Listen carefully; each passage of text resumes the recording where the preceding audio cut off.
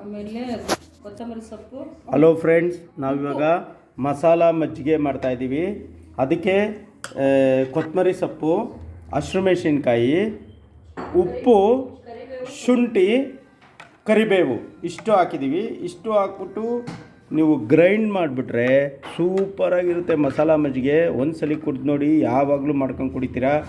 ಆದರೆ ನಂದಿನಿ ಮೊಸರಲ್ಲಿ ತುಂಬ ಬೆಣ್ಣೆ ಇರುತ್ತೆ, ಫ್ಯಾಟ್ ಇರುತ್ತೆ.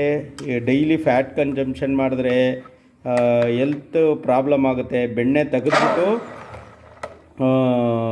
ತೆಳುವಾದ ಮಜ್ಜಿಗೆಯನ್ನು ಕುಡೀರಿ, ಒಳ್ಳೆಯದಾಗಲಿ. ನೋಡಿ ಇವಾಗ ಮಾಡ್ತೀವಿ.